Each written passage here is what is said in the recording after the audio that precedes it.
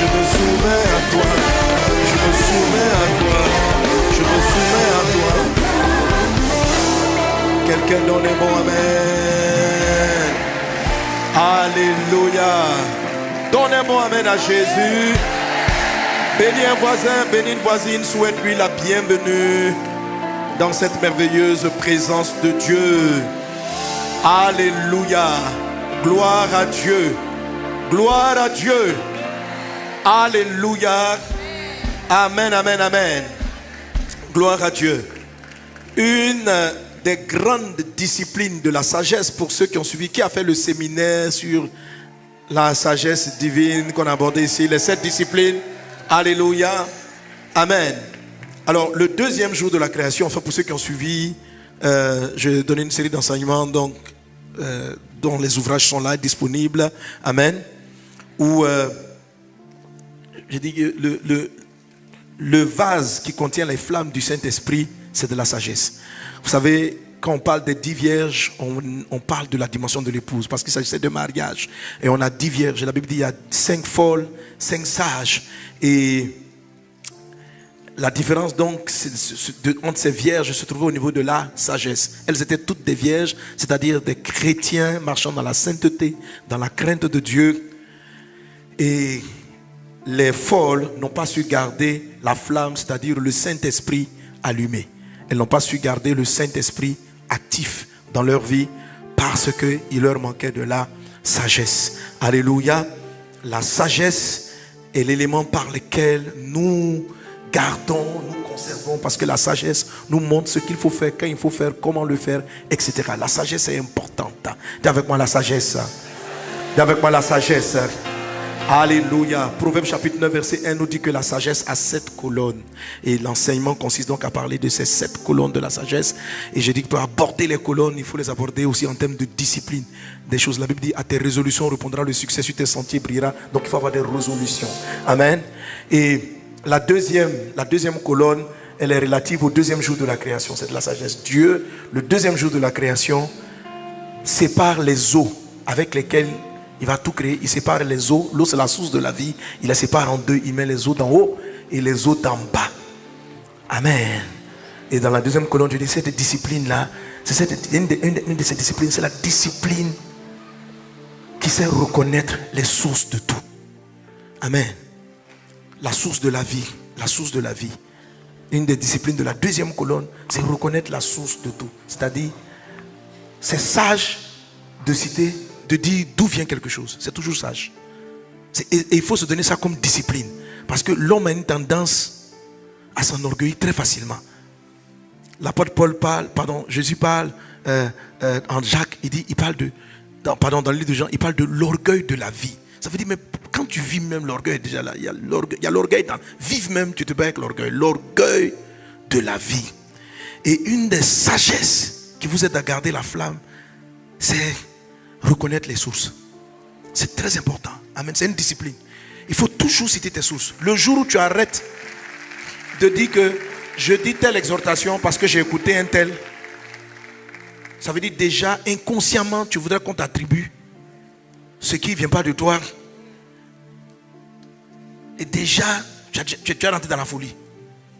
C'est le début. Amen. Alléluia. Donc soyez toujours reconnaissants comme Jésus le faisait. Jésus dit, tout ce que vous me faites, ce n'est pas moi. C'est le Père qui me donne de faire. Jésus cite sa source. Quelquefois, il est en train de prêcher et puis il dit, mais le prophète a dit, Moïse a dit. Il cite la source. Même s'il en est l'auteur, il faut savoir citer la source. Il faut savoir reconnaître l'origine de toutes choses. Alléluia. Alléluia. Et je dis cela parce qu'il faut savoir être reconnaissant. Il ne faut pas que ce soit pour vous comme étant une formalité. D'être reconnaissant à Dieu pour toute la vie qu'il nous donne. Mais d'être aussi reconnaissant au Seigneur. C'est une discipline. Amen. Pour cette occasion qu'il nous donne d'être ici. D'être reconnaissant à Dieu, d'avoir ses fauteuils où s'asseoir, d'avoir une salle ici dans la francophonie si excellente. Amen. Et d'être vraiment reconnaissant à Dieu, d'être passé par un homme, l'apôtre Ivan Cassano. Il faut être reconnaissant. Il faut être reconnaissant. Il faut citer la source. Alléluia. Il faut citer la source. Il faut citer la source. Il ne faut pas prendre les choses comme étant un acquis, comme étant une évidence. Il faut être reconnaissant à Dieu pour la source de toutes choses, où on tire certaines inspirations. Quelqu'un donne un bon amen. Et on veut rendre grâce à Dieu pour l'apôtre de la maison, le père de la maison, l'apôtre Ivan Castanou. Alléluia. Amen. Et on veut bénir Dieu pour son épouse, parce qu'une épouse est pour un homme aussi une source d'inspiration, une source de motivation. On rend grâce à Dieu pour la servante de Dieu, la sœur Modestine Castanou. Alléluia. Quelqu'un donne gloire à Jésus. Amen. Ça fait partie de la sagesse. Alléluia. Quand tu vas te tenir, tu vas prendre le micro de bénir Dieu. Ce sont des révélations qu'on a comprises pour les temps de la fin. Je ne pense pas que je vais toucher cet aspect-là. C'est pourquoi j'ai pris avant d'honorer l'homme de Dieu, j'ai pris ça pour dire que c'est de la sagesse. C'est ce qui vous permet de conserver l'onction. La sagesse, les choses le vase qui a permis de maintenir les flammes, c'est-à-dire le Saint-Esprit dont nous sommes en train de parler, c'est de la sagesse. Et dans la sagesse, il y a une sagesse de savoir d'où on vient et de toujours le mentionner. Toujours. Toujours. Amen. Ça peut vous gêner, mais vous allez être surpris de voir le nombre de chapitres que la Bible prend pour énumérer qui vient de qui. Un tel engendré tant, un tel engendré tant, un tel engendré tant, un tel engendré tant. Pourquoi? La source. C'est de la sagesse. Donc ça t'ennuie quand tu lis les livres de 1 Chronique du chapitre 1 au chapitre 9. On ne te fait que te raconter des généalogies pour te dire que celui que tu vois là, il est le fruit du travail de Dieu, de l'éducation de tels parents, de la formation, de telles conditions dans laquelle il a évolué. C'est tout cet ensemble de choses qui fait qu'il est là. Alléluia. Que Dieu te bénisse abondamment. Et tous les fils et les filles de l'apôtre Ivan, je veux vous entendre pousser. Parce que je ne sens pas bien votre manière de l'honorer.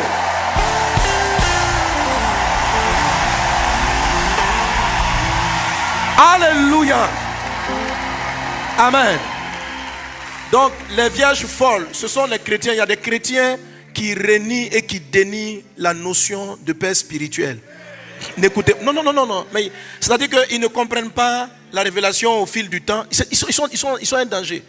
Faut pas confondre les abus, les exploiteurs avec la notion du Père qui est dans la parole de Dieu. Amen. La Bible dit, c'est vrai, appelez, vous avez un seul Père, c'est Dieu. L'apôtre Paul dit, vous avez un seul Père céleste, la vie éternelle, c'est Dieu. Mais l'apôtre Paul dit, Amen, je vous envoie Timothée, mon fils légitime. Amen. Il dit aux Corinthiens, il dit pour avoir beaucoup de maîtres, mais vous avez un seul Père. Et puis il dit c'est lui. Il dit je vous ai engendré dans la foi. Il faut faire très attention. Amen. Il faut faire très attention. Et c'est vrai que c'est une révélation qui à un moment donné, parce que c'est comme si les choses sont restaurées étape par étape. La Bible dit Jésus est venu ramener tout ce qui était perdu. À un moment donné dans l'église, on avait perdu un peu cette notion. Mais lorsqu'on a regardé, il faut regarder si c'est dans les écrits.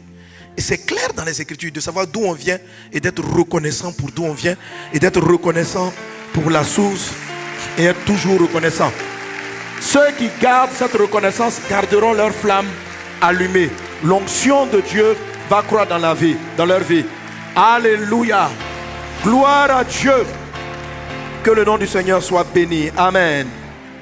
Avec moi, j'ai oublié. On dit comment? À quoi? À quoi? Je vous ai dit que c'est un mot qui me fatiguait. C'est pas akarios, non. Akeraios, c'est ça? Voilà. Dis avec moi, akeraios. Akeraios. C'est le mot grec qui est traduit par simple. C'est le mot grec qui est traduit par simple, qui est une caractéristique essentielle de la colombe. C'est un mot qui est revu plusieurs fois dans les épîtres et qui est utilisé pour sur différents termes qui traduisent les aspects dont on a parlé hier. Et cette simplicité de la colombe pour laquelle Jésus dit je vous envoie comme des brebis. Dis avec moi aujourd'hui brebis. Il dit je vous envoie comme des brebis au milieu des loups parce que je te parlerai d'un des aspects qui va déclencher cette onction, cette flamme dans la pluie de l'arrière-saison. Alléluia. Alléluia. Merci Saint-Esprit. Donne-moi dans le temps qui m'est imparti la grâce de dire les choses comme tu me les as données. Oh, inspire-moi Dispose le cœur de tes serviteurs et de tes servantes afin de recevoir favorablement cette parole dans le nom de Jésus. Merci Seigneur. Amen. Acclame Jésus et rassieds-toi. Alléluia. Gloire à Dieu. Gloire à Dieu. Alors, je peux te dire que vraiment, tous les enseignements qu'on reçoit ici vont dans le même sens. Amen. Ce dont je suis en train de parler, c'est la dimension de l'épouse. Je prends un autre axe de l'onction de l'épouse. L'apôtre Yvan l'a dit le premier jour, on va aborder les sujets sous différents axes, mais c'est la même chose. Amen. Afin que nous soyons disposés. Est-ce qu'on est ensemble? Alléluia. Gloire à Dieu. Dans le livre de Luc chapitre 1, le Seigneur dit que Jean-Baptiste a reçu l'esprit et la puissance d'Élie afin de préparer un peuple bien disposé. Bien disposé. Le message que je suis en train de prêcher, ce que nous sommes en train de prêcher, c'est de créer la disposition. Tout à l'heure, je vais vous parler de comment on déclenche les flammes. D'abord, la flamme principale dans les 7 lampes qui représentent le Saint-Esprit. Amen. Voilà, Luc 1, 17. Il marchera devant lui avec l'esprit et la puissance d'Élie pour ramener le cœur des pères vers les enfants. Alléluia. Et les rebelles à la sagesse des justes. Donc, vous voyez, tout ça, ça se passe avant. Donc, réconcilier père et enfant. La notion de père et enfant est revenue pour la deuxième saison. Amen. La sagesse est en train de prendre, la sagesse des justes, afin de préparer au Seigneur un peuple bien disposé. Tous les caractères dont je parle sont des choses que vous n'êtes pas capable par vous-même de faire. Voilà. Ce sont des dons de Dieu. C'est le Saint-Esprit qui crée en nous les capacités. La Bible dit, Dieu crée en nous le vouloir et le faire. Si je te dis que la colombe manifeste de la douceur, ne dis pas que c'est en étant doux que je recevrai la colombe et que je ne vais pas perdre la colombe. Donc tu vas essayer de te concentrer par toi-même pour être doux. J'ai la bonne nouvelle, la mauvaise nouvelle est informée que tu ne vas pas y arriver. Ok? Tu ne peux pas y arriver. Dieu est celui qui crée en nous les capacités. L'apôtre Paul dit, je suis ce que je suis, pas par moi-même, mais par la grâce de Dieu. C'est la grâce qui nous donne les compétences. C'est sa grâce. Un homme n'a pas une vie de prière ferme et longue à cause de sa propre force, mais parce que Dieu lui donne la force de le faire. Est-ce qu'on est ensemble? Quand nous disons dans la parole de Dieu, quand Jésus dit, ce n'est pas par force humilité ou par... Il dit, vous ne pouvez rien par vous-même. Mais vraiment le rien c'est rien. Même prier, vous ne savez pas prier. Alors, la disposition, c'est juste le fait d'accepter que Dieu va te transformer comme ça. Parce que si je te dis que l'aspect de la colombe est douce, tu peux rejeter la douceur. Tu peux rejeter ce... Ça veut dire, même si le Saint-Esprit vient te donner, toi-même, tu n'as pas envie d'être doux. Donc, tu rejettes, tu n'es pas bien disposé à ce qu'il fasse le travail en toi. Le Saint-Esprit en toi va développer en toi une vie de prière. Est-ce que tu es disposé à ce que tes habitudes changent? Tu recevras une puissance, le Saint-Esprit, qui va créer en toi des capacités. Mais es-tu bien disposé? Ce que Dieu attend, c'est que nous soyons disposés. Lorsque nous sommes en train de parler, un des premiers critères de la manifestation de la plénitude du Saint-Esprit, sinon le premier, c'est la soif. La soif, ça veut dire le désir. Mais on désire quoi? Vous savez, quand on parle souvent, on dit oh Seigneur, mon âme te désire. Mon âme, tu désires quoi? En fait, on désire quoi? Parce qu'on peut passer des heures à pleurer, à prier. Je te désire, je te désire. Je te désire. Je suis assoiffé, je suis attiré. Désirer, en fait, c'est désirer sa nature. C'est ça, désirer Dieu. C'est-à-dire, il aime, je veux qu'il me donne son amour. C'est ce que je désire. Je veux aimer comme il aime. C'est ça, désirer. Désirer, c'est pas, je désire Dieu. Et puis, on veut ramener ce sentiment d'amour-là au philéo. Vous connaissez le philéo, c'est-à-dire la façon dont on est attaché à des amis. Dieu parle d'agapé. C'est pas le philéo. C'est pas, quand il y en a qui disent je désire, en fait, ils revoient un peu leur aventure avec leurs petits copains. En fait, Oui, tu n'es pas bien disposé. Ce n'est pas la disposition on attend. C'est pas ça il s'agit. Voilà. Il se dit que quand on dit la dimension de l'épouse, on va commencer à marcher avec Jésus comme des amoureux. Oh, je suis amoureux. Et puis Jésus te donne des fleurs. Et toi aussi, de ta présence. Je ne désire que toi. Je ne désire que toi. Alors vous voyez, quand nous chantons tout ce chant, on n'a pas la même disposition. Il y a des personnes qui ont la disposition de qui veulent remplacer leur petit copain. Oui. Un jour, il y a une de mes filles qui est venue me voir et dit, vraiment, elle désire Jésus. Mais tel qu'elle décrivait, c'est comme si elle le voyait dans la chambre avec elle, dans le lit. Je dis, hé ma fille, attention. Là, fais attention parce qu'un violeur de nuit, quelle est cette disposition? Je suis amoureux, je suis amoureux. Quand tu mets le amoureux, de quoi tu parles? Alléluia. Amen. Amen. Alors, qu'est-ce qu'on désire? Quand on dit j'ai soif de toi, c'est j'ai soif de ta vie, de ta nature. C'est-à-dire, alléluia, j'ai soif d'aimer comme tu aimes. Comme tu m'as aimé, je veux, toi tu t'es donné pour moi. Je désire que tu me donnes aussi pour toi. Mais tu ne peux pas te donner pour lui par tes propres forces. C'est le Saint-Esprit qui t'explique ce qu'il faut faire et qui te conduit à le faire. Et c'est l'histoire de Esther. Elle avait sa manière d'aimer. Toutes les prétendantes avaient leur manière. Mais Esther a écouté le symbole du Saint-Esprit, comme l'a prêché l'apôtre Kamonga, qui lui a dit, voilà ce qu'il aime. C'est lui qui l'a conduit. Il ne fallait pas deviner. Il ne fallait pas deviner. Est-ce qu'on est ensemble? Donc quand tu dis je désire Dieu, Dieu a un esprit. Ça veut dire que tu désires sa nature. S'il est doux, tu désires sa douceur. C'est-à-dire tu mets de côté ta rudesse. Tu dis ça c'est pas lui. Tu mets de côté ton irritabilité. Tu le regardes. Est-ce qu'il se fâche comme toi tu te fâches? Et tu vois qu'il n'est pas comme ça. Et tu le désires. C'est ça désirer. Parce que moi, quand on prie, c'est pas si on dit la même chose. Je te désire. Et quand tu lis la Bible, tu vois les caractéristiques du Saint-Esprit de Jésus. C'est ce que tu désires en fait. Je te désire. Parce que tu désires sa présence, qu'il vienne bâtir cela en toi. Je ne désire que toi. Je ne désire que toi.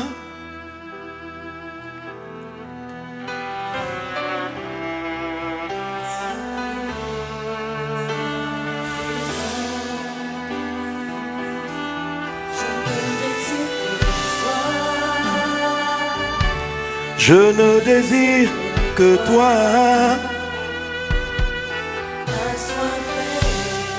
Assoiffé. Alléluia. Gloire à Dieu. Amen.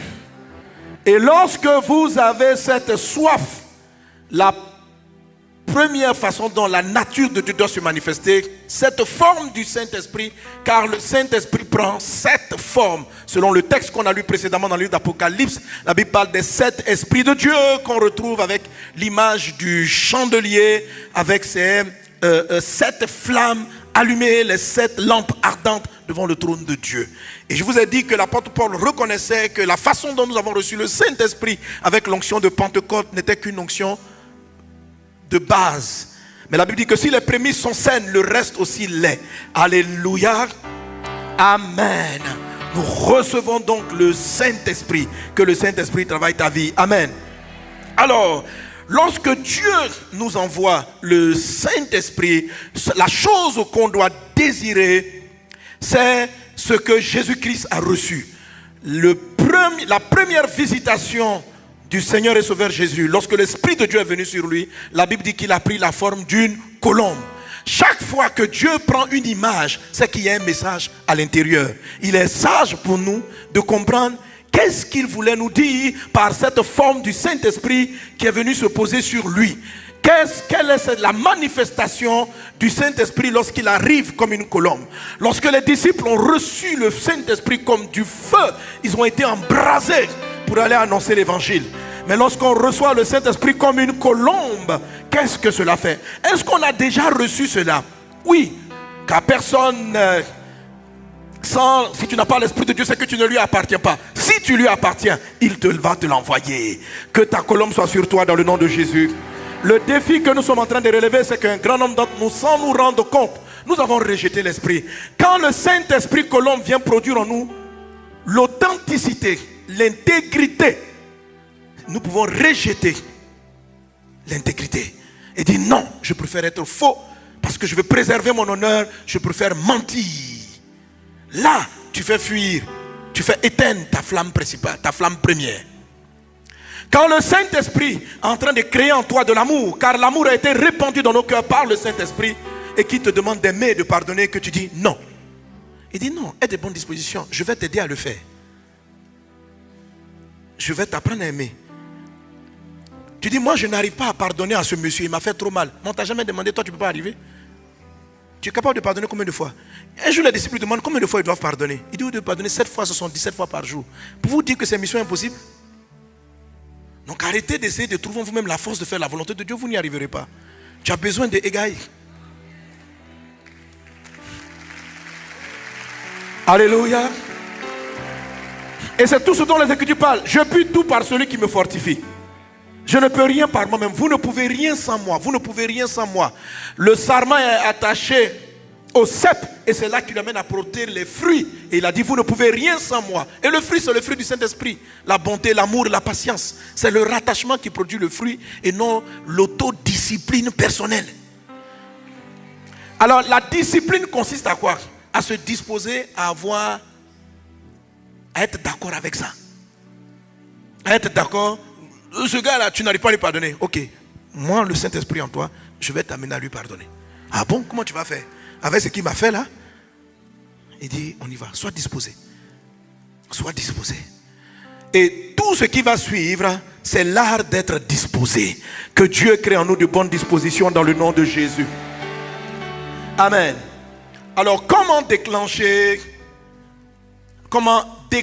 recevoir la première flamme? Alléluia. Je rappelle que la colombe, c'est un autre nom de l'épouse. C'est le nom d'affection que Dieu donne. Cantique des cantiques. Jésus appelle l'église ma colombe. Il appelle ma colombe. Matthieu chapitre 3, verset 13. La Bible dit, alors Jésus vint de Galilée au Jourdain vers Jean. On peut le lire ensemble comme une bonne famille. On le lit ensemble. 1, 2, 3. Alors, Jésus vint de la Galilée au Jourdain pour être baptisé par lui. Mais Jean s'y opposait en disant, c'est moi qui ai besoin d'être baptisé par toi et tu viens à moi. Jésus lui répondit, laisse faire maintenant, car il est convenable que nous accomplissions ainsi tout ce qui est juste. Et Jean ne lui résista plus. Dès que Jésus eut été baptisé, il sortit de l'eau et voici les cieux s'ouvrirent et il vit l'Esprit de Dieu descendre comme une colombe et venir sur lui. Verset 17. Et voici une voix fit entendre des cieux ces paroles. Celui-ci est mon fils bien-aimé en qui j'ai mis toute mon affection. Alléluia. Amen. Après cela, on arrive à Luc chapitre 4, verset 1, où la Bible dit, dans Luc 4, la Bible dit, Jésus rempli du Saint-Esprit. Donc après son baptême, Jésus rempli du Saint-Esprit revint du Jourdain et il fut conduit. Donc l'Esprit Saint a commencé à le conduire.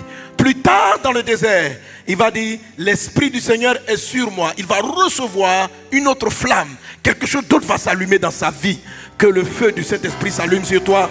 Dans le nom de Jésus de Nazareth. Dans le nom de Jésus. Dans le nom de Jésus. Alléluia. Gloire à Dieu. Amen. Alors, comment est-ce qu'on déclenche, comment est-ce qu'on laisse s'installer dans nos vies, ou bien comment est-ce qu'on déclenche ce baptême du Saint-Esprit comme la colombe? Alléluia. Quelqu'un donne encore un bon amen. Amen. Je dis la première des choses, je l'ai déjà cité, c'est la soif. La soif. Je ne vais pas revenir longtemps là-dessus, mais je l'ai déjà cité. La soif. Désirer juste qu'il vienne s'installer, qu'il manifeste sa vie en vous. Il faut le désirer, il faut le vouloir. Il faut aimer, il faut être amoureux de la patience de Jésus. Il faut être amoureux. Est-ce que tu es amoureux de la patience? Tu es amoureux? Quand tu es en train de dire, moi, je ne suis pas Jésus, hein. Tu me tapes sur une joue, tu vas comprendre. Donc après, non, il faut bien dire c'est qui ça. Tu dis c'est qui quoi? Mais c'est qui en tout cas, c'est qui? Regardez le voisin, dis c'est qui? Soyez amoureux de la patience de la colombe.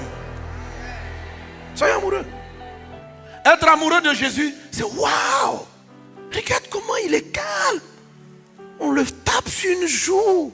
Il dit Seigneur, pardonne-leur, car ils ne savent pas ce qu'ils font. C'est ça, je désire Jésus. C'est ça, désirer Jésus, c'est pas. Je sais pas, les gens sont à genoux, ils pleurent. Tu désires quoi? Jésus, on le frappe et puis il donne l'amour. Désirer Jésus, c'est désirer ça, c'est pas. Vous dites on désire Jésus, le jour où on te gifle, je suis choqué. Dans l'église, je n'ai jamais vu ça. Je ne peux pas m'attendre à ça dans la maison de Dieu. Mais c'est des croyants qui ont lapidé Jésus. Si tu désires Jésus,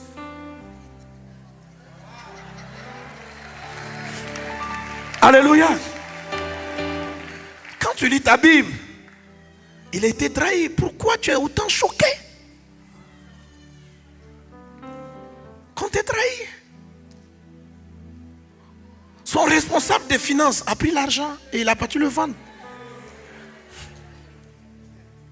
Et quand Jésus le voit, Jésus lui fait la bise et dit, mon ami, est-ce que tu désires Jésus?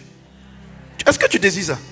Tu comprends? Non, c'est facile de se mettre à genoux et de dire, je ne désire que toi. Désirer Jésus, c'est ça. C'est pas une vue, des sensations, on tremble et puis on a les larmes aux yeux. Ah, voilà. Dis à un voisin, arrête la plaisanterie, arrête ça. Arrêtez, c'est pas ça. Désirer quelqu'un, c'est quoi? C'est être avec la personne. Le monsieur, on le trahit, il voit Judas. Il dit, mon ami, toi tu peux dire ça? Maintenant, désirer Jésus, c'est souhaiter devenir comme ça.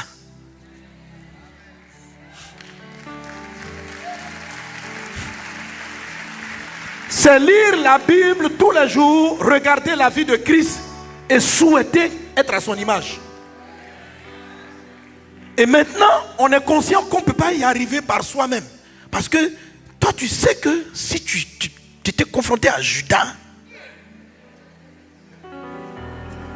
et c'est là que tu vois ta misère, ton incapacité à réagir comme Christ, et de venir dire, je suis assoiffé de ta présence.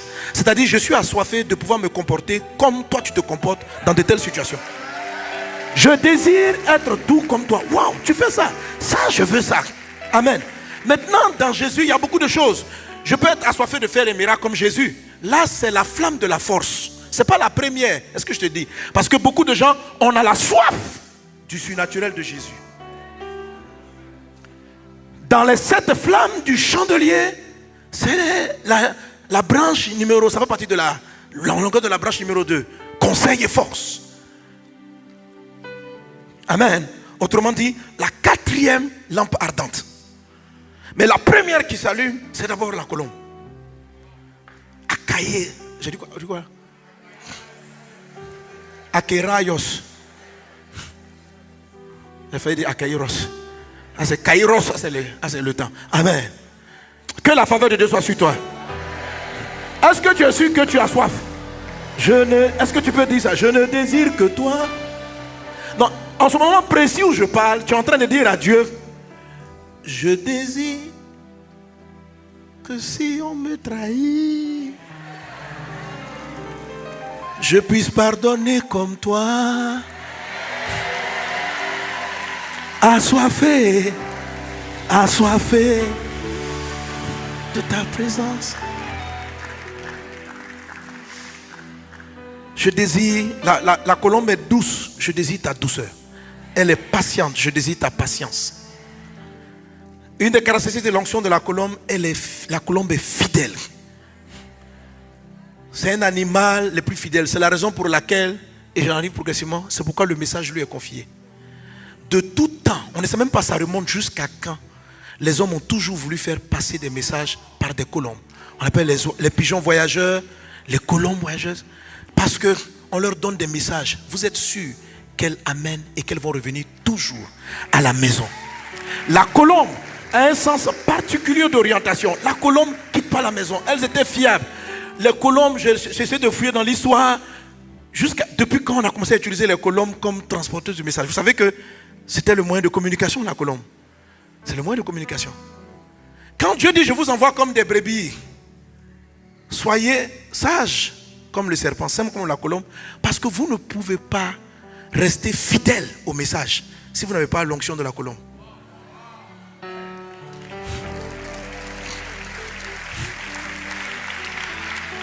Amen. La colombe, je regardais, j'ai dit mais pourquoi on se fie à la colombe? On dit c'est l'oiseau qui, mis le plus loin possible de sa maison, revient toujours à la maison. Il peut quitter à des milliers de kilomètres et il sait un sens d'orientation. Il se perd, la colombe se perd jamais. À moins que vous l'ayez tuée en chemin, mais elle va revenir toujours dans la maison du Père. Elle ne quitte pas. La fidélité, l'attachement à sa source, ne jamais quitter sa source. Elle est capable de transporter le message et de venir rendre toujours la gloire à Dieu, rentrer dans la maison du Père, élever le Seigneur. Les messagers que Dieu cherche dans les temps de la fin, Matthieu chapitre 10 verset 16, des gens sages, mais des gens qui ont akeraios. T'as vraiment akeraios. Sans cette onction, sans ce travail du Saint-Esprit en nous, on va dévier.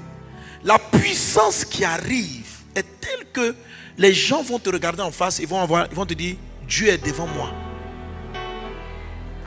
Parce que tu seras son image. Et il est important que l'Église en ce moment-là ne tombe pas dans la séduction de Lucifer. Lucifer est devenu tellement admiratif de sa beauté. C'est-à-dire, la Bible dit, Dieu dit, tu as été créé parfait en toutes tes œuvres. Donc, quand vous lisez la manière dont Dieu décrit Lucifer, vous comprenez qu'à un moment donné, lui-même, il était étonné de sa beauté. Et il est tombé amoureux de lui-même, sa propre personne. Et il a commencé à parler, moi. Il est allé transporter un message de Dieu. Il n'est jamais revenu à la maison. Il a bâti sa propre maison. La dimension de l'épouse, une épouse quitte pas la maison, un fils quitte la maison, mais pas l'épouse. La dimension de la colombe est étroitement liée à la dimension de l'épouse, selon Cantique des Cantiques. Je vous envoie comme des brebis au milieu de loups, soyez simples comme des colombes. Hier ça venait, aujourd'hui ça a disparu. Hier moi-même j'étais surpris que je ne faisais pas d'erreur. J'ai dit waouh, akeraios. Amen. Dis-moi akeraios. Quand tu dis akeraios, ça veut dire que tu es en train de recevoir l'onction. Quelqu'un crie là-bas.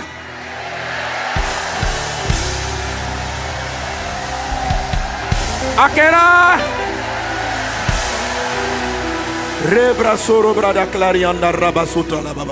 Amen. Gloire à Dieu. Gloire à Dieu. Alors comme nous ne sommes pas capables de choses par notre propre force, Dieu nous envoie son esprit afin que nous fassions et nous soyons ce qu'il veut que nous soyons. Il nous envoie l'esprit du Christ. Et l'esprit du Christ, l'esprit qui agit en Christ, a commencé son aventure sous la forme d'une colombe. C'est la raison pour laquelle nous revenons à cette forme-là. Est-ce que nous sommes ensemble? Alléluia. Que Dieu te bénisse abondamment. Amen. Donc la première des choses, c'est avoir la soif. Tu as compris ce que c'est que la soif? Donc, ce désir, mettre Dieu en exclusivité en premier, mais en fait, dans la pratique, c'est la nature de Dieu. C'est cette admiration et le fait de voir qu'on est incapable par nous-mêmes d'être sa ressemblance qui fait qu'on désire qu'il vienne s'installer, on désire rester avec lui, afin que son image dépeigne sur nous, sa façon d'être dépeigne sur nous. Nous tous qui le visage découvert contemplons le Seigneur, nous sommes transformés en la même image de gloire en gloire. Et ça, c'est cette soif-là qui est le départage. Amen. La deuxième des choses se trouve à partir du passage qu'on vient de lire. La soumission. La soumission. Comment on déclenche l'onction à Keraios? La soumission. Jésus est plus grand que Jean. Mais le Père dit, va. Il va te baptiser. Il va t'introduire. Et tellement Jean qui avait la révélation était choqué. Il dit non. Non. Tu dois me baptiser. C'est moi le baptême, mais il faut me baptiser. C'est un privilège pour moi d'être baptisé par toi, Jésus. Jésus dit non. On va faire ce que le Père a dit. Il s'est soumis. Ça sortait de toute logique. Car c'est le supérieur qui bénit l'inférieur. Et pas le contraire. Et Jésus est supérieur. Mais Jésus, parce que le Père a dit, tu vas le faire. Et il l'a fait. Il est important de faire la différence. J'utilise le mot soumission. Et je le différencie de l'obéissance. Nous sommes en train de passer de la dimension de fils à la dimension de l'épouse. Une des différences entre les enfants et l'épouse, c'est l'obéissance et la soumission. Dans les Écritures, on dit enfants, obéissez à vos parents. Pour la femme, femme, soyez soumise à votre mari. Pas obéissance, soumission. Les enfants obéissent, l'épouse est soumise. La soumission, c'est quoi? La soumission, c'est la réponse d'amour de l'épouse à l'époux. La soumission, c'est de l'amour. La Bible dit, Marie aime ta femme comme Christ a aimé l'église et s'est donné pour elle. Femme, on ne dit pas aime. Parce que dans le mot soumission, il y a l'amour. Alléluia. C'est important qu'on utilise la notion de soumission au lieu de directement amour. Car il y a très peu de versets qui disent femmes, aimez vos maris. Quelqu'un était avec moi? Il y en a un, mais c'est je crois un ou deux. Sinon, généralement, Marie, aimez vos femmes, femmes soyez soumises. Marie, aimez vos femmes. On dit, mais la femme elle n'aime pas. Mais si elle aime. Mais son amour, c'est cri soumission. Est-ce que quelqu'un veut voir? Mais soumission, c'est l'obéissance. Non, un enfant, il obéit. Une épouse est soumise. Amen. Alléluia. Une épouse, c'est un choix volontaire. Un enfant, il est obligé. Tu es son père, il te dit va à gauche, tu vas à gauche. Que tu aimes, que tu n'aimes pas, tu vas. Il n'a pas besoin de ton avis. Une soumission, je t'ai vu, je t'ai aimé, je choisis. Je choisis. Tu n'es pas le papa de ta femme. Donc elle t'a regardé, elle a vu en tous les hommes, elle t'a choisi et elle décide de t'obéir pas parce que tu l'as enfanté, mais par choix. C'est un choix. Voilà. Elle a vu un autre homme et dit, c'est pas à lui là je me soumette. C'est pas à lui je me soumette, c'est à toi je me soumette. La manifestation de l'amour pour les chrétiens qui vont recevoir l'onction, c'est pas de l'obéissance, c'est de la soumission. C'est-à-dire, amen. Quand vous êtes des népios, quand on est des enfants, là on parle d'obéissance. Dieu dit à gauche, lève-toi, prie. Dieu, j'ai pas envie de prier, prie. Dieu, je ne veux pas lire la Bible, lis ta Bible. Ça c'est obéissance. Un enfant obéit. Mais à un moment donné, quand tu deviens mûr, tu es libre. Tu quittes ton père et ta mère. Et après tu dis, là, c'est très bien qu'on est avec lui. Je choisis de venir délibérément, par amour, faire sa volonté, par choix. Personne ne me contraint, personne ne m'oblige, mais c'est un choix volontaire. Il faut savoir que vous êtes libre. Mais choisissez volontairement, parce que tu l'aimes, de te soumettre. Est-ce qu'on est ensemble? Est-ce qu'on est ensemble? Alléluia. Alors se soumettre, ça veut dire, comme vous le savez, porter la mission. Se soumettre se différencie encore de l'obéissance, parce que celui qui obéit ne porte pas forcément la mission. Dans la soumission, il y a obéissance. Mais dans la soumission, il y a la notion de la mission. Qu'est-ce que le Christ veut faire? Quel est son plan? Quelle est sa mission? Je décide de lui obéir, mais dans le cadre de la mission, pour que ce qu'il est venu faire soit fait. Est-ce qu'on est ensemble? Amen. Comment est-ce qu'on déclenche l'onction Rayos? La soif. Deuxième chose, la soumission. Ce soir, vous êtes libre d'être intéressé à la mission de Jésus ou de vous désintéresser de la mission de Jésus. C'est quoi sa mission? Dieu a tellement aimé les hommes qu'il est venu sauver l'humanité. Ça te plaît? Est-ce que tu décides de soutenir cette mission? Tu décides de la prendre? Tu n'es pas obligé. Tu n'es pas obligé. Parce que l'Esprit de Dieu vient pour la grande moisson. Ce sont des amoureux qui vont aller chercher les brebis. Ce sont des amoureux qui vont aller partir des églises. Avant, on était des enfants. On partait évangéliser parce qu'on avait dit, papa a dit, allez évangéliser. C'était de l'obéissance. Et c'est bon, on dit enfants, obéissez à vos parents. Dieu était d'accord avec ça. On était des fils. Mais maintenant, on est en train d'entrer dans la dimension de l'épouse. Quel type de disposition? Il y a une disposition des fils, il y a la disposition de l'épouse. Ce que Dieu attend de nous, c'est qu'on soit disposé. C'est-à-dire qu'on soit préparé à ce que l'Esprit produise en nous de tels fruits. Car si on résiste, une des particularités du Saint-Esprit, c'est qu'il travaille avec votre volonté. Il ne va jamais vous contraindre. Et il faut savoir une chose, pourquoi c'est de la soumission et c'est très important. Dieu vous donne le libre choix.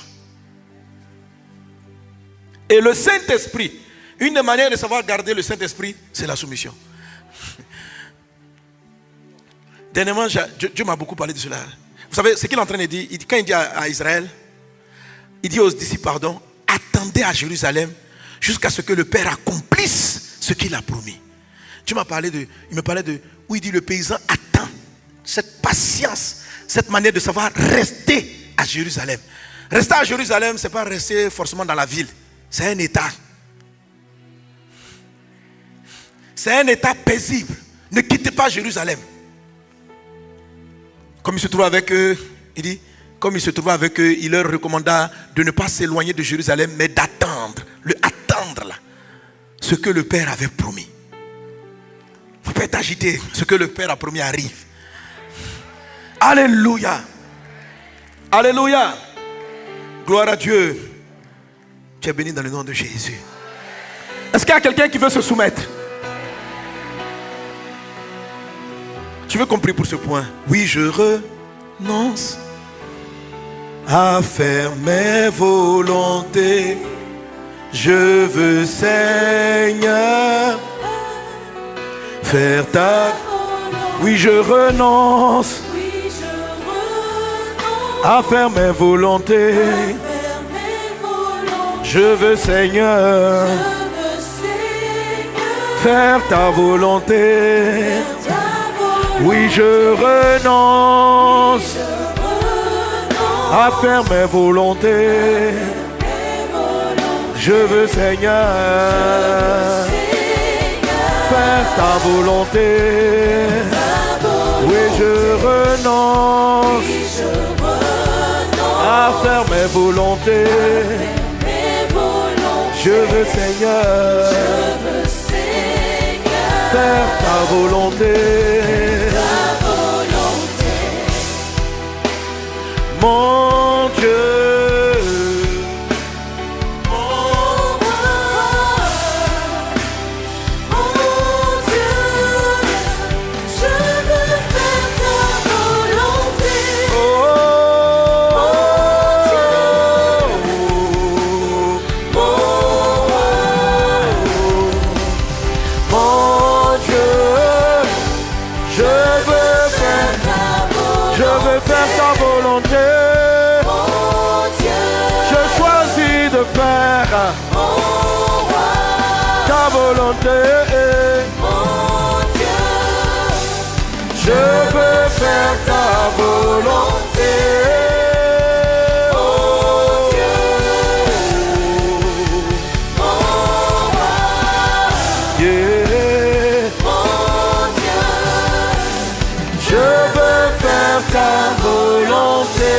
Dieu, mon roi. Mon Dieu, mon roi, mon Dieu, je veux. Juste l'instrumental, juste l'instrumental. Brinda sukatari andar rabasuru brother.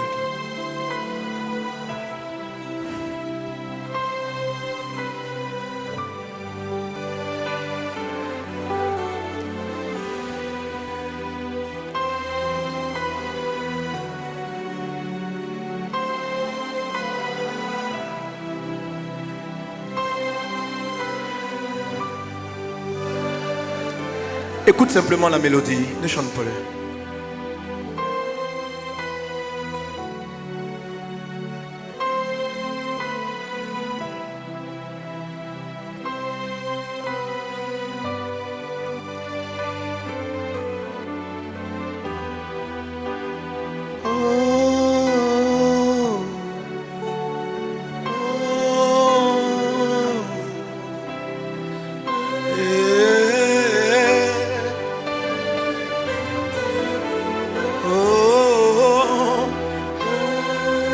La mayanda na sekate urabra a sheka torianda la lema kento rabra rabra yando sloke a shebra yanda la rikande e raides glorianda la baba shebra yankate le rebalote e.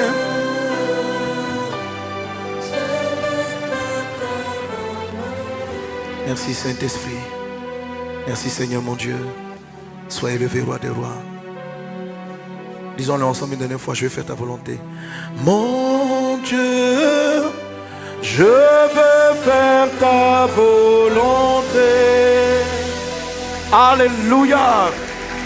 Quelqu'un donne un bon amen à Jésus.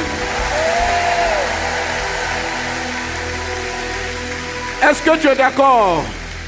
Tu veux faire sa volonté? Alors ça c'est important de le comprendre avec le Saint-Esprit. L'Esprit de Dieu ne tue pas votre volonté. Vous savez, souvent on désire tellement Dieu qu'on a envie de dire non, que je ne veux même plus entendre ma voix. Ni entendre. Tu vas l'entendre, elle sera toujours là. C'est un choix délibéré. Une épouse a une volonté. Et elle choisit de se soumettre. La soumission, ce n'est pas l'obéissance. L'obéissance, on te dit, t'es ta volonté. Papa dit à gauche, tu vas à gauche. Non papa, non. Ça c'est l'obéissance. La soumission, tu as une volonté et c'est important que vous lui donnez votre volonté. Ce que je dis, je ne sais pas sur le temps de parler de comment on cultive la présence du Saint-Esprit dans la prière. C'est très important. Ce que je dis, vous devez l'appliquer tout moment. La soif, c'est tout le temps. Ce n'est pas un jour on a soif et puis après les autres choses se déclenchent. Chaque fois que vous priez, vous l'adorez, vous devez le désirer. Désirer les choses dont on a parlé tantôt. Et dans la prosternation, tu dois à un moment donné regarder, tu dis, ah, non pas ma volonté. Parce que tu as des volontés. Et c'est comme ça que Jésus a prié. Jésus avait une volonté. Il dit non pas ma volonté mais ce que tu veux. Donc il avait sa volonté. Il dit toi dans ton... Moi je sais que tu peux sauver les humains en passant par tel chemin. Mais ça c'est mon plan. Non pas mon plan, mais le tien. Offrir ses volontés. Et là vous voyez cette discussion là avec Jean-Baptiste et Jésus. Tu sens que Jésus dit, Jean-Baptiste je te comprends. Mais il faut qu'on fasse ce qui est convenable. Pas ce qui toi et moi on trouve normal. Mais il faut qu'on fasse ce que Dieu a dit. Donc la logique même il ne comprenait pas. Nous on a notre plan. Mais tu comprends? On va mettre ça de côté et on va se soumettre. C'est ça la soumission. C'est ça la soumission. En termes de la moisson, tu vas avoir tes méthodes pour gagner les âmes. Tu peux avoir la manière dont toi tu veux prêcher. Tu peux avoir les endroits où la façon dont toi tu veux faire le ministère. C'est pas ça. Tu dois être sensible au Saint-Esprit. C'est-à-dire que tu pries. Et ça, vous le voyez dans la prière de notre Père. Quand vous allez dans la prière de notre Père, notre Père dans le ciel, élevé le Père, que ton nom soit sanctifié. La sanctification, le sang de Jésus. Que ton règne vienne. Que ta volonté soit faite. C'est en ce moment-là, vous traitez avec ça. J'ai ma volonté, j'ai ma manière de voir. Mais dans cette journée, permets-moi de mieux savoir ce que tu veux et de me soumettre. C'est comme ça l'Esprit. Dieu te donne toute son affection.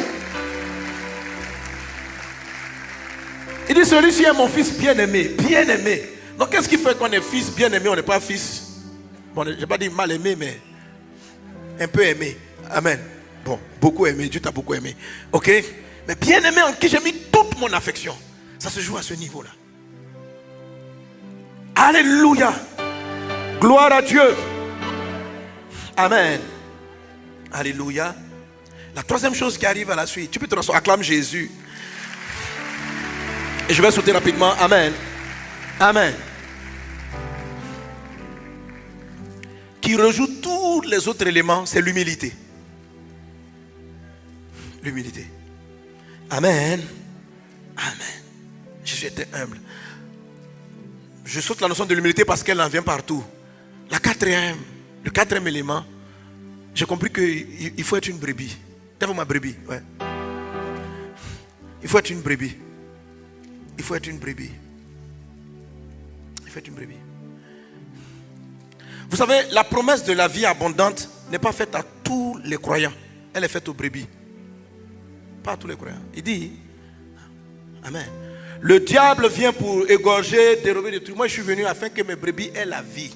Voilà. Et qu'elles soient dans l'abondance. Dans l'église, on a deux groupes catégories qui sont des chrétiens. Elles tous. On a les boucs et puis on a les brebis.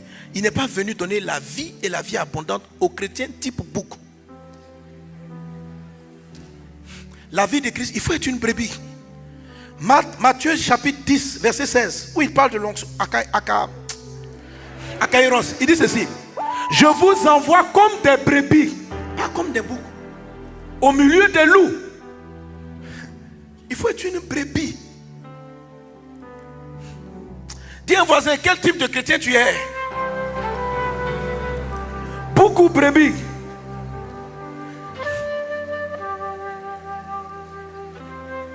Alléluia. Amen. Donc l'onction de la colombe là, soyez simples, soyez sages comme des serpents. Ça a des brebis, on en parle. La vie abondante. Je suis venu afin que mes brebis aient la vie et qu'elle ait la vie divine en abondance. Il faut être une brebis. Et Jésus nous montre clairement en Matthieu chapitre 25. Il dit, le jour du trône blanc, là où Dieu va juger son église, il y aura deux groupes. Il y aura des boucs et il y aura des brebis.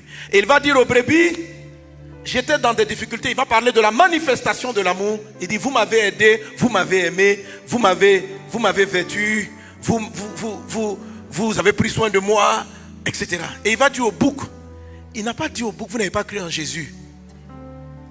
Il dit aux boucs, je ne vous reçois pas. Parce que je vous ai envoyé prendre soin des personnes, vous n'êtes pas partis. J'étais malade, vous ne m'avez pas visité. Et ils vont dire, mais Jésus, quel jour on t'a vu en difficulté? Et puis nous, on va voir Jésus.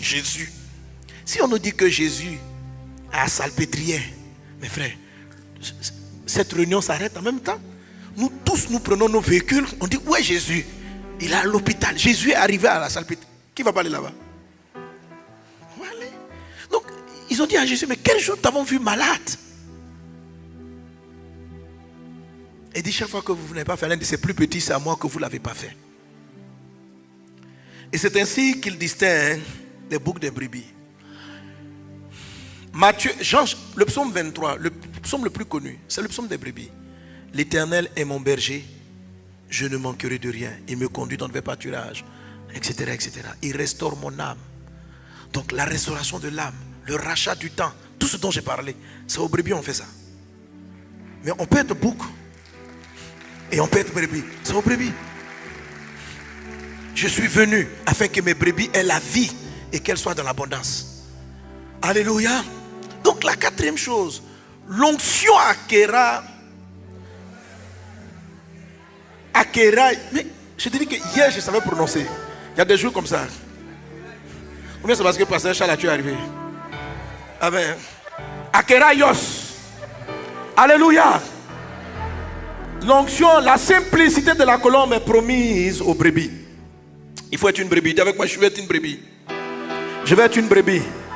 Alors rapidement pour terminer. Donc soyez disposés à être des brebis. Et tout ce que j'ai expliqué, la soumission, l'humilité, ça se trouve dans la nature de la brebis. Mais sauf que la brebis, la soumission est un mouvement dans la mission. La brebis suit la mission. Et c'est ce que Jésus explique dans sa parole. Dis avec moi, je suis une brebis. Je suis une brebis. Ce sont des dispositions.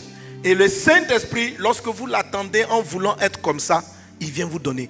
Vous devez attendre le Saint-Esprit en voulant suivre la mission. Il va vous donner la force dans la mission. Ça veut dire que pendant que je suis en train de prêcher, où vous êtes là, vous devez commencer à désirer ouvrir des églises pour Jésus. Vous savez ça? Sinon, ce n'est pas de la soumission, parce que vous n'êtes pas dans la mission. Si en ce moment précis, tu n'es pas en train de planifier au sortir de cette rencontre, comment est-ce que tu vas porter le fardeau de Jésus? Si tu n'as pas cette disposition, si tu n'es pas venu chercher l'esprit et la vie de Christ pour aller bâtir l'église. Pourquoi je dis bâtir l'église? En fait, je vais quand on parle de Christ, c'est quoi? Il y a une différence. Bon, un moment, ça a créé un tollé national, là, international. Mais il faut que je le dise. Et c'est la vérité de Dieu. Amen. L'apôtre Yvan, dans son premier message, il a dit ça, il a dit aussi. Mais je le dis, alléluia. Voilà. Parce qu'il a parlé des pièces, puis les faces. Voilà. Jésus, je reprends. Jésus est le Christ. Christ est Jésus. Mais Jésus est différent du Christ. Mais c'est la même personne. Ça vous choque? Mais en fait, il faut dire ça pour choquer un peu les gens. Voilà, ok? Alléluia. Amen. Voilà, je ne suis pas en train de parler des groupes mystiques qui parlent de Christ, qui est une truc. Non. Là, c'est la sorcellerie. Sortez de ce genre de choses. Ok? Je te parle de Jésus-Christ dont on nous parle dans la parole de Dieu. Ok? Christ, comme on vous l'a dit tout à l'heure, c'est l'esprit. Mais c'est les deux faces d'une même pièce qui n'ont pas la même information. Quand tu regardes la face pile d'une pièce, tu as une information qui est différente de la face face. Mais les deux sont identiques. Les deux forment une unicité, forment une même chose. Alléluia. Donc quand tu regardes le côté face, tu peux ne pas avoir l'information sur la valeur. Parce qu'il y a souvent une des faces qui ne porte pas le montant, la valeur. Il y a une qui te donne un visage. La face te donne un visage. Le côté pile te donne l'information de la valeur du visage. Est-ce qu'on est ensemble? Amen. Alléluia. Est-ce que tu comprends cela? Amen. Amen. Voilà. Alors, l'apôtre Paul dit, ce que je désire, c'est d'être comme Christ. J'aspire à manifester la vie de Christ. Il décide ça. Christ en nous, l'espérance de la gloire. Ok? Lors, les disciples avaient l'habitude de marcher avec Jésus. Quand Jésus a posé la question, qui dites-vous que je suis? Il savait qu'il était Jésus. Il connaissait son prénom, Jésus. La révélation, ça a été de dire, tu es le Christ. Alors Jésus lui a dit, ce que tu viens de dire, c'est une révélation qui vient du Père, ni de ta chair. C'est-à-dire, ce n'est pas tes 5 sens qui me connaissent comme avec moi tu as marché depuis toutes ces années. Ça ne vient pas de ton sang. C'est-à-dire, tu ne m'as pas nommé en fonction de l'expérience émotionnelle que tu as de moi. Ce que tu dis est une révélation qui vient directement de mon Père qui est dans les cieux. Et sur la base de cette révélation, je bâtirai mon église. Je bâtirai mon église. C'est-à-dire, sur Christ, l'église sera bâtie.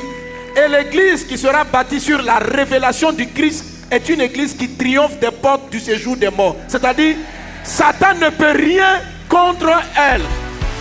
Alléluia. Amen. Mais les chrétiens qui bâtissent leur vie chrétienne sur la connaissance d'une face de Jésus, qu'on appelle Jésus, les portes du séjour des morts vont prévaloir. Et la révélation du Christ, c'est ça ce message. C'est ça la conférence, on est sur le Christ là. Cette face-là, il faut que vous arriviez, il faut qu'on arrive là-bas. Est-ce qu'on est ensemble? Alléluia. Sur la révélation du Christ, l'église qui est fondée est inébranlable. Aucune porte de l'enfer ne peut prévaloir contre elle. Les deux noms sont différents dans le sens même. Jésus, ça signifie le sauveur. Christ, ça veut dire oint. Donc on parle de l'esprit, l'onction.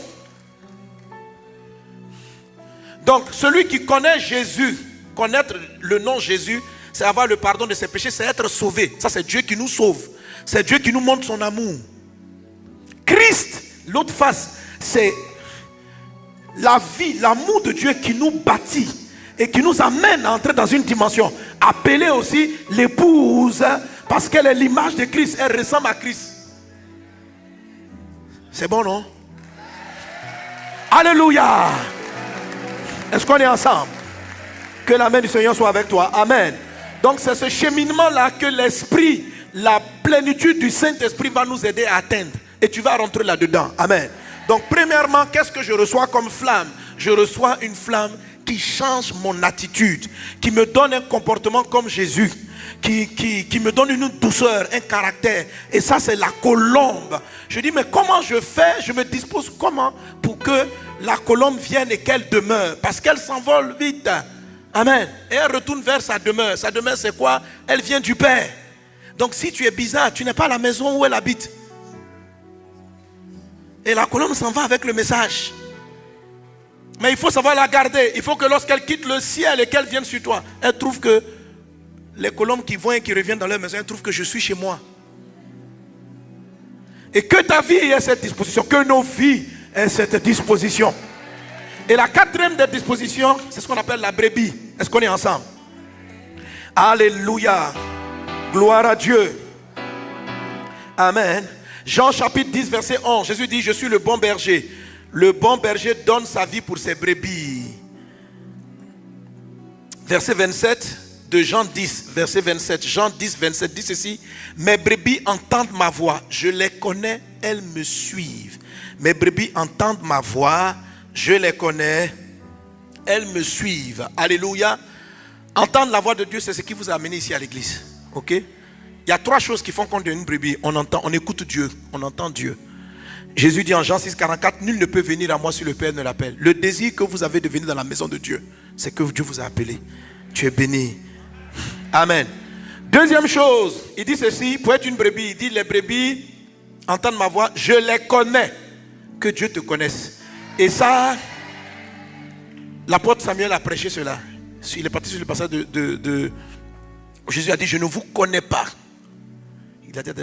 Jésus a dit à des personnes, je ne vous connais pas. Et il faut écouter son message, c'est trop puissant cet épisode-là. Il dit, je ne vous connais pas. Et il expliquait que, parce qu'il dit, ceux qui n'aiment pas Jésus, ceux qui ne l'aiment pas, ils sont anathèmes.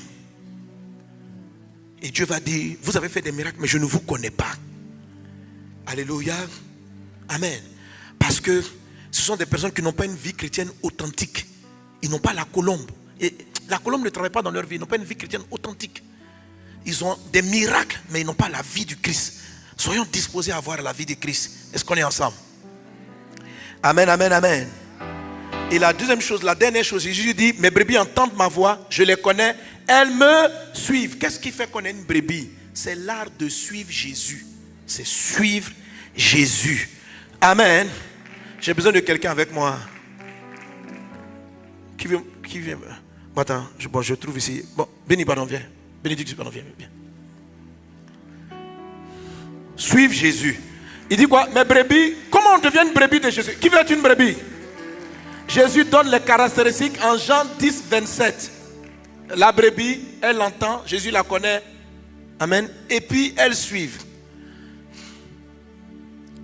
Suis-moi.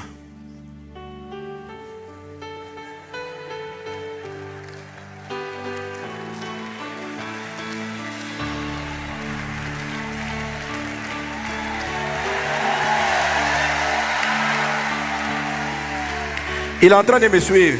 Amen. Maintenant, ne me suis pas. Mais allons-y dans cette direction, mais il ne faut pas me suivre. On y va. Il ne faut pas me suivre. Prends ta route.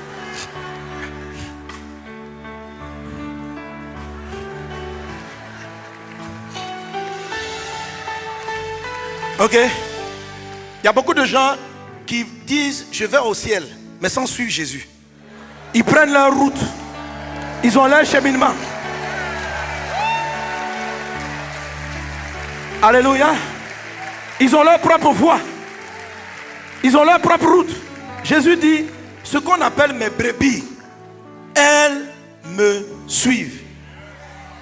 Ce qu'on appelle les boucs. Est-ce que vous connaissez les boucs? Le cabri. Quand vous le voyez, quand vous voyez un bouc, Vous savez qu'il sait ce qu'il fait et il a sa propre volonté. Il marche derrière le berger selon ses intérêts. Il est rebelle dans le troupeau. Les brebis suivent. Les boucs marchent à leur rythme. Amen. À qui on donne la vie et la vie abondante. Jésus dit, Jean 10, 10, le diable vient pour égorger, dérober, détruire. Moi je suis venu. Et puis il précise, afin que mes brebis aient la vie. Donc la question est, est-ce qu'il m'appelle brebis? Moi, est-ce qu'on m'appelle brebis? Je suis quoi? Maintenant, tu vas dire, mais c'est quoi une brebis? Jean 10, 27 définit la brebis. Que Dieu appelle brebis une personne qui a entendu sa voix, donc qui s'est convertie. Une personne qu'il connaît, ça veut dire qui est ouverte, qui est sincère, qui est intègre. Quand on dit on ne te connaît pas, ça veut dire quoi? Ça veut dire que tu as une vie qui est cachée. Voilà. Tu vois, quand quelqu'un dit à son ami, est-ce que tu me connais? Tu crois que tu me connais? Mais ça veut dire qu'il y a ce que tu as vu de lui et il a une autre face. Donc Dieu même, il est surpris de voir certaines personnes. Je dis, lui là, les gens demandent, est-ce que tu le connais? Il dit, je ne sais pas qui il est. Parce que quelquefois au culte, il a un visage d'ange. À la maison, il devient diable. Donc, je ne peux pas l'identifier. Je ne peux pas lui donner un nom. Je ne le connais pas. Donc, ce n'est pas par méchanceté. Ce n'est pas par rejet. C'est parce qu'il ne sait pas trop dans quel... Tu es païen, tu es chrétien. Tu es comment? On ne sait pas trop. Voilà. Et troisième chose, tu suis. Les brebis entendent ma voix. Je les connais. Elles me suivent. Elles me suivent. Et suivre, c'est ce qu'il a fait. Suis-moi. C'est ça.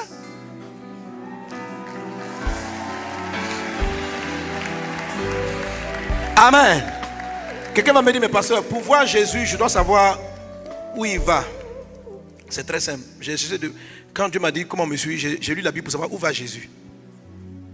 Luc 8, 1. Ensuite, Jésus allait de ville en ville, de village en village, prêchant et annonçant la bonne nouvelle du royaume. Amen. Où va Jésus? De ville en ville, de village en village, prêchant et annonçant la bonne nouvelle de Jésus. Quelqu'un qui suit Jésus, il est forcément en train d'aller de ville en ville, de village en village, prêchant et annonçant la bonne nouvelle. Un chrétien qui après un certain moment n'est jamais sur un champ missionnaire en train de témoigner de Dieu, il n'est pas. Parce que pendant que toi tu restes à Paris, Jésus n'est pas là. Non, Jésus ne restait pas en place. Luc 8, 1. Ensuite, Jésus allait. Il sait beaucoup de passages. Jésus était en mouvement. Jésus était en mouvement. Le Saint-Esprit en mouvement. La Bible dit que quiconque est né de l'Esprit, il est en mouvement. Le Saint-Esprit en mouvement. Les chrétiens qui vont recevoir l'onction, la plénitude, ce sont des gens qui pensent comment annoncer l'évangile dans des secteurs. C'est-à-dire, pourquoi vous voulez que Dieu vous donne son esprit? Attends, vous voulez le Saint-Esprit pour faire quoi? Pourquoi Dieu va te donner de manifester sa vie pour t'asseoir au culte, venir faire ton culte le dimanche, rentrer à la maison, vaquer à tes activités en semaine? Mais tu dis que tu aimes Dieu, ça veut dire quoi? C'est pourquoi je dis, ouais, c'est pourquoi j'ai commencé par définir ce que c'est que la soif. Parce que tu vois que beaucoup de gens disent, oh, je te désire, je te désire. Mais en fait, ce qu'on désire, c'est un caractère, c'est une manière d'être. C'est ça Jésus, c'est un esprit.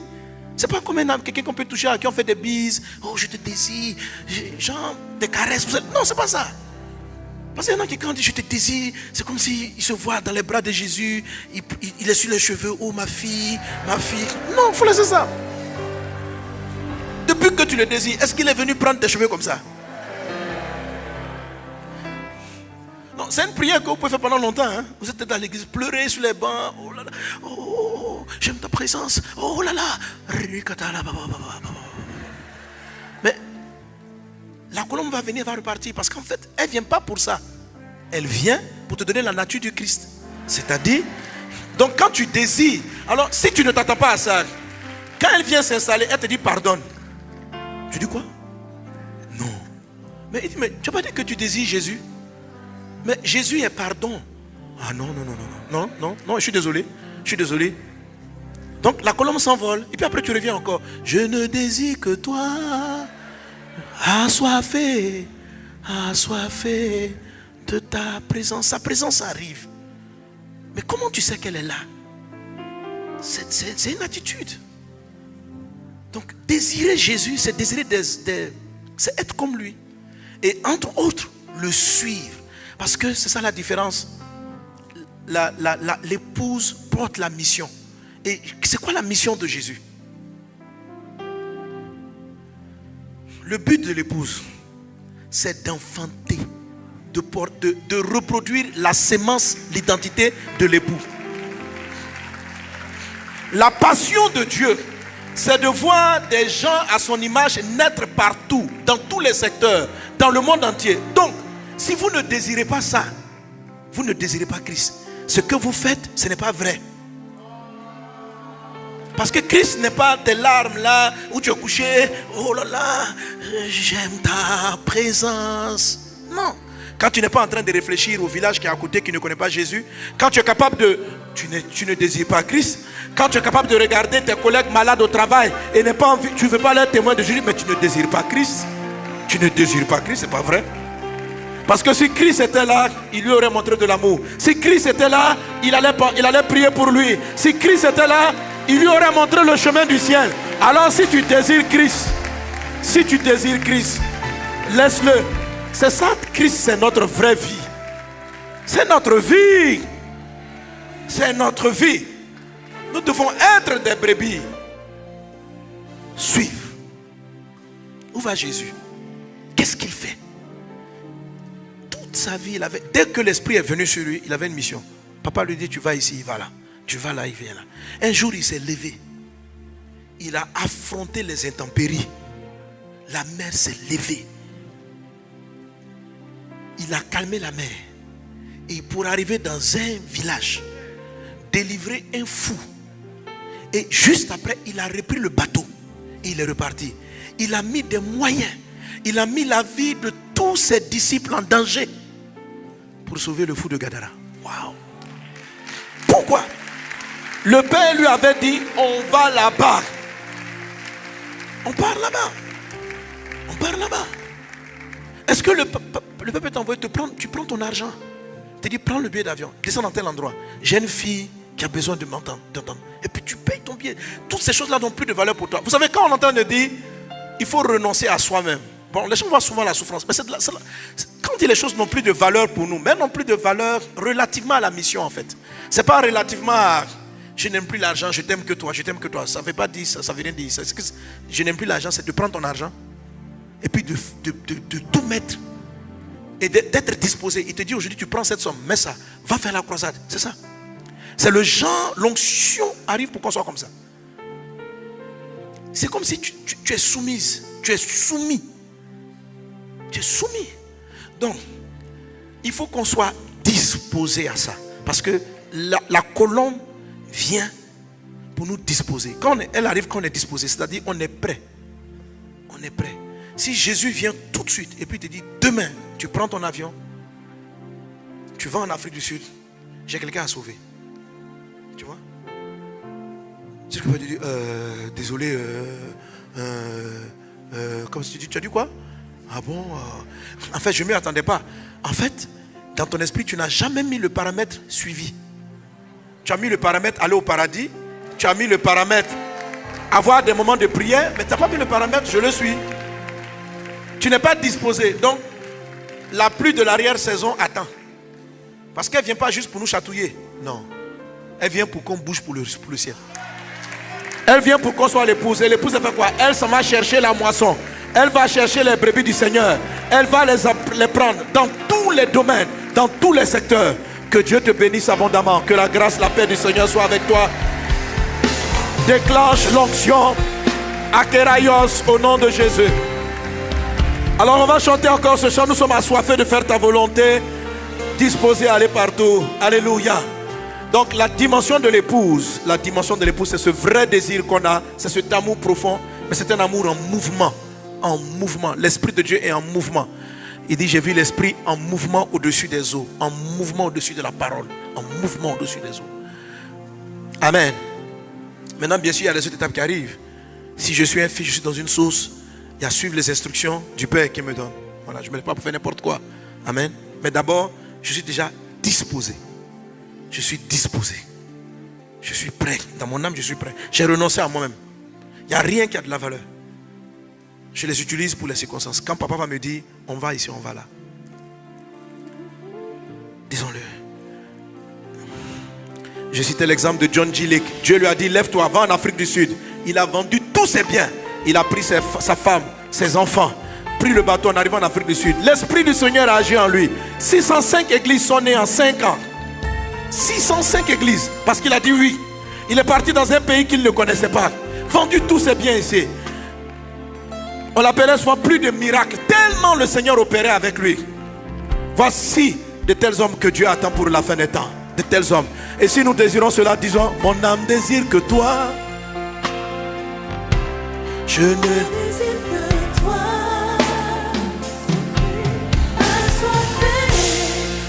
Assoiffé de ta présence. Je ne désire que toi. Je ne désire que toi. assoiffé, assoiffé de ta présence. Mon âme soupire après toi, soupire après toi. Assoiffé, assoiffé de ta présence. Alléluia. Et nous voulons pour dire Amen à ce message. Si Dieu t'a parlé par cette parole, donne un bon Amen à Jésus. Amen, ça veut dire qu'il en soit ainsi. Je me dispose à faire ta volonté, Jésus. Amen. Et on va suivre le Saint-Esprit. On va apporter au Seigneur nos offrandes. Quelqu'un donne un bon Amen. Quelqu'un donne un bon Amen. Amen. Des offrandes pour dire, me voici, je me soumets à toi. Prêt à faire ta volonté. Prêt à faire ta volonté.